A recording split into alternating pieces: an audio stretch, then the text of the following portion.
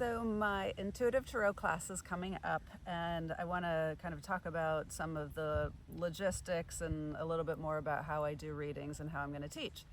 So the thing that about like intuitive reading is always the catch is like, how do I even trust my intuition? And the thing that's nice about cards is that there's a bunch of information already here, and it's just a matter of kind of gleaning the information and talking about it. And there's never a wrong card, and that's like one of the things that people worry about a lot. Like, am I gonna, say the wrong thing?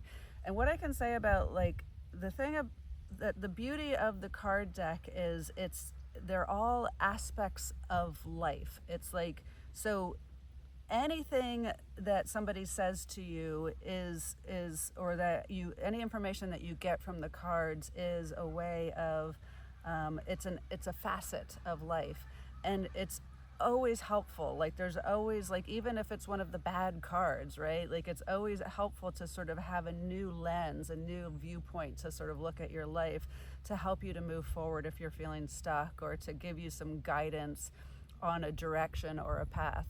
And so when I'm doing the readings, I always start with a 3-card spread.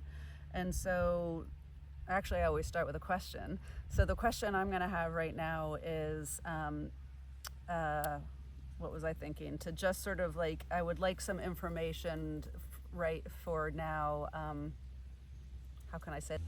So the question I'm going to ask is, like, what do I need to know right now? And this is coming from, like, for the highest and the best. And I always like to say for the highest and the best, because then it's sort of raising the vibration for the energy of the information. So I'm holding the question, what do I need to know right now? Taking a breath. I've shuffled the cards.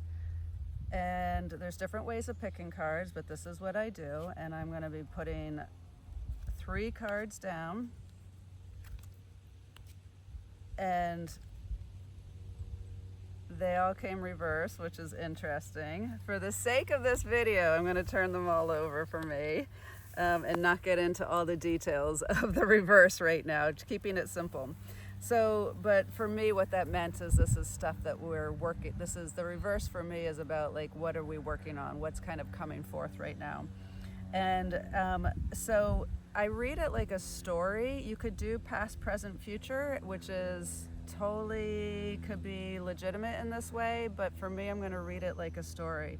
And so what I'm seeing is, so like I'm picking up on colors, I'm picking up on patterns, I'm picking up on, like, is there a theme? Is there an image that sort of jumps out at me right now? And if you're sort of new to these cards, it can look really chaotic, right? But always just sort of pick on what's the first thing that jumps out on you. And so first of all, the suit is all the same. And so right now this is the suit of crystals, which is about the spiritual. And so it's like how I would read this for what do I need to know right now, holding that question in my head, is that we're in a time of needing to be really creative. We need to be thinking creative. We need to be inviting in creativity. Like, how can we, like, we are, big picture, lots of stuff is changing. So how can we sort of bring in the creative energy? Creative energy can be spiritual energy. Creative energy can be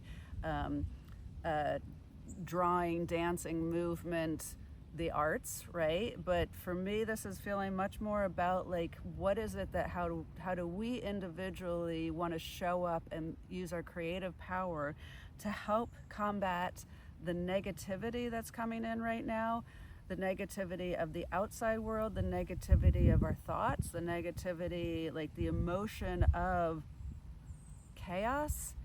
And with that creative energy, how are we bringing things together? Like the last card is about, like, synthesis, is about coming together and bringing things forward in a way that's more congruent, more merging and less combative. So